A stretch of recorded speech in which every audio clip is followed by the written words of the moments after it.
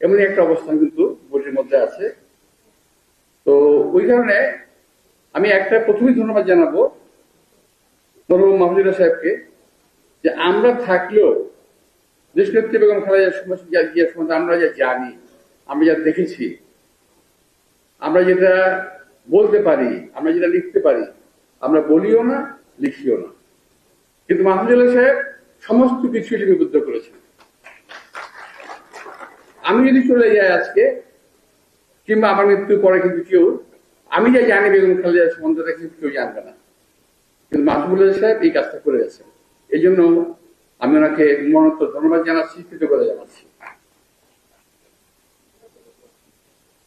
কথা কেন বললাম, হঠাৎ করে একটা পাতা উল্টার দিকে দেখলাম, ওখানে মাঝামাঝি এক জায়গায় আছে, জেনারেল নাসিম যখন কু করেন, ওই একটা পাতা ওখানে আছে। তো সবচেয়ে আমার ভালো লাগলো একটা জিনিস, যে আমার সম্পর্কে কোথায় আছে, যে নাসিম যখন কু করেন, ওনার কু করার 7 দিন আগে কিন্তু আমি বিষয়টা টের পাই।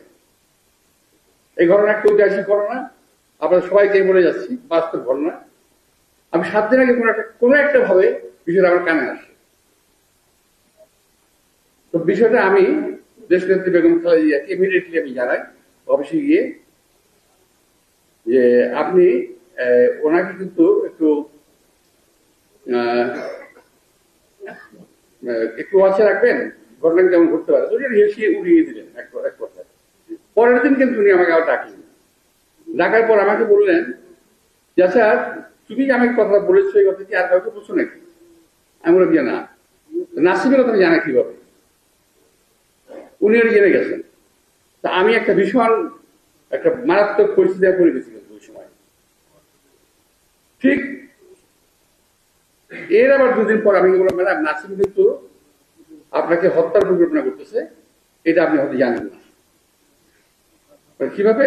আমি নাসিম এখানে প্রথমেই সে হেলাল মুর্শিদকে ঢাকা নিয়ে আসবে। হেলাল মুর্শিদ দেখবেন, যখন হেলাল মুর্শিদ ঢাকা আনবে, তখন আমি বুঝে নেবে যে ঢাকা নিয়ে আসতে পারে, তখন হয়তো আপনি আর থাকবেন না।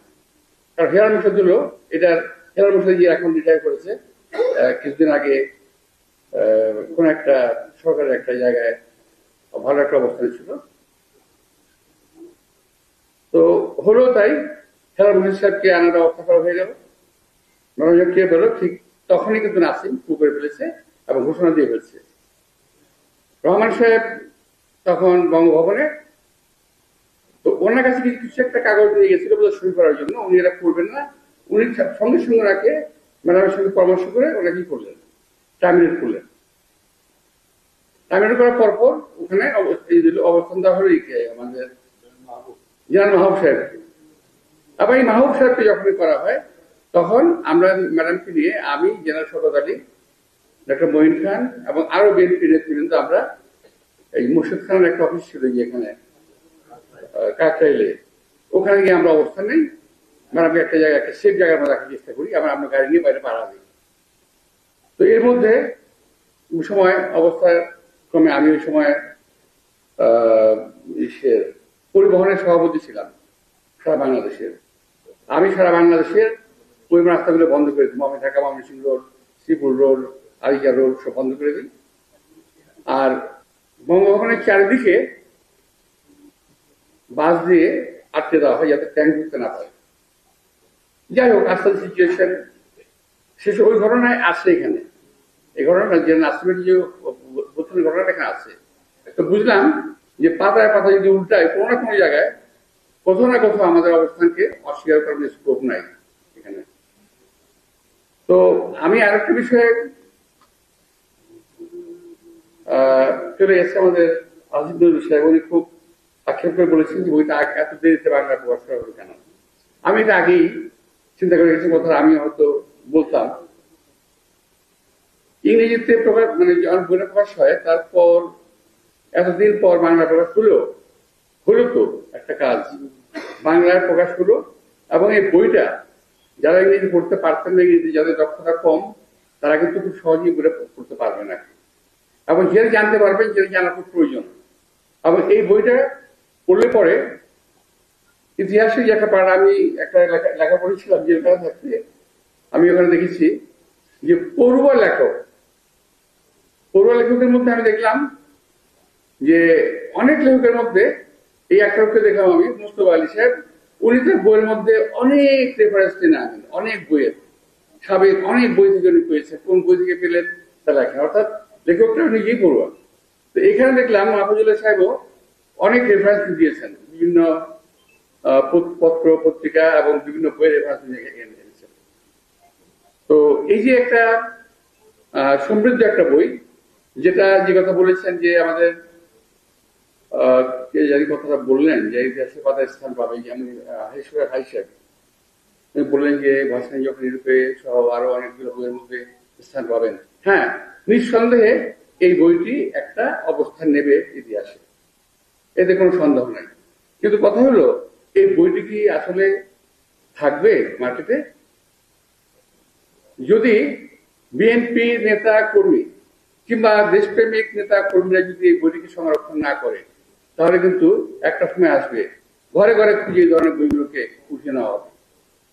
যেমন আমার ফাঁসি একটি বই ব্যান করে দেওয়া হয়েছে, আর পাওয়া যায় না এখন। আপনার মনে আছে এটা বইটার কথা? তো এরকম কিন্তু এই বইটাই চলে যাবে, কারণ আজকের এই সরকার দেশনেত্রী বেগম খালেদা জিয়া নয়, জিয়াউর রহমানের কোন রকম অস্তিত্ব বাংলাদেশে টিকিয়ে রাখতে তারা দেবে না এবং চায় না। জিয়া রহমানের অস্তিত্ব দেশনেত্রী বেগম খালেদা জিয়া, জিয়া রহমানের অস্তিত্ব দেশনেত্রী খালেদা জিয়ার পরে তারেক রহমান সহ যারা আছে আমরা বিএনপি কর্মীরা সবাই জিয়া রহমানের অস্তিত্ব আমরা বহন করি, এবং আমাদের কাউকে আসতে দেবে না যদি এই সরকার বরাবর ক্ষমতায় থাকে। আর সবচেয়ে বড় বিষয় হলো, এই সরকার দিক বা না দিক, এই দেশের স্বাধীনতা কিন্তু একসময় থাকবে না যদি এই দেশের সাধারণ মানুষ সচেতন না হয়। একটা কথা, আমার একজন দুর্মুখ এক বন্ধু আছে আমার, বিএনপি সমর্থক, মিছিলে যায়, ঢাকায় বসে বলে, আরে ভাই ঠিক আছে শুস নাকি, দেশের মানুষের বাঁচান ঠিক আছে শুস নাকি, বেটারা সব ঘরের মধ্যে বয়ে থাকে আর আমরা সব মিছিল করি, কটা মরে গুলি রাজনীতি করে। এই হলো একজন দুর্মুখের কথা বলছি আমি। তা আমাদের দেশের মানুষকে আজকে যদি আমরা সচেতন না করতে না পারি, যদি আমরা নিজেরা সচেতন না হই, তাহলে কিন্তু এই সরকার হাত থেকে আমরা বাঁচতে পারবো না। ইতিমধ্যেই বক্তারা বলেছে, অবশ্য আমার চেয়ে এখানে আমি ভাবছি, আমি নিজেকে একটা কথা বলতে আমি ভুলে গেছি, খুব ভাগ্যবান মনে করেছি আমি যে এই ধরনের একটি অনুষ্ঠানে আমি এসেছি, যে অনেক জ্ঞানী গুণী বিদগ্ধ লোকজন আজকে জ্ঞানী গুণীগণ যার বক্তব্য রেখেছি, যেখান থেকে আমি অনেক কিছু শিখতে পেরেছি বলে আমি মনে করি। শিক্ষা শেষ নাই। তো এই বয়সেও আমি মনে হয় যে আমি ভালো কিছু শিখেছি।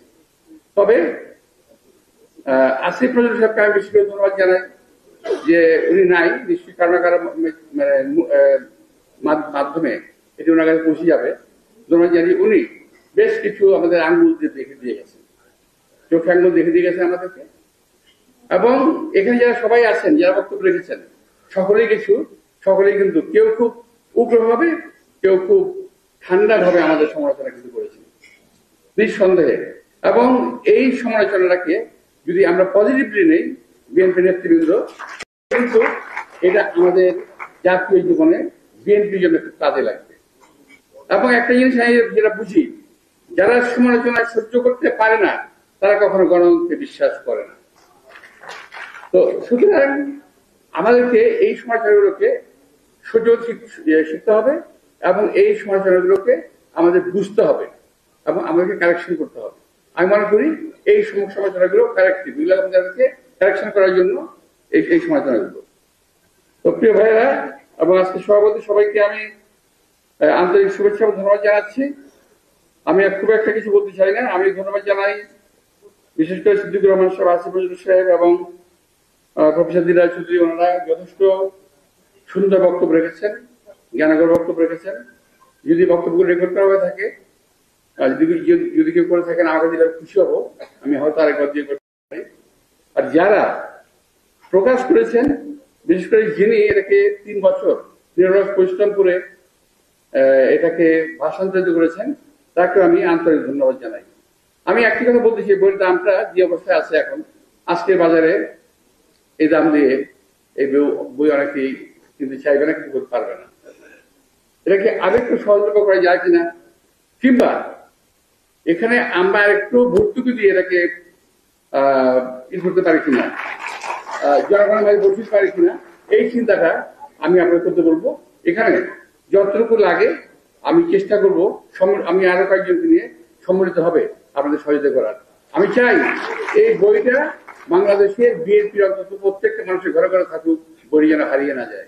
দেশের বেগম খালেদা জিয়া আজকে একটি কথা বলতে হয় অন্যভাবে, যে আর মুহূর্তের আনন্দ ঘন, মনটা কিন্তু বেদনা বিদুর। যার সম্বন্ধে কথা বলছি তিনি কিন্তু আমাদের মাঝে এখন নাই, বেশিও নাই। ওনাকে আজকে আমাদের সামনে আসতে দেওয়া হয় না, ওনাকে কথা বলতে দেওয়া হয় না, অনেক শুধু দূরের কথা বলা। ওনার চিকিৎসা, যেখানে বাংলাদেশের ডাক্তাররা আশা ছেড়ে দিয়েছে, তারা বলতেছে যে নাকি অবিলম্বে বিদেশে নেওয়া দরকার।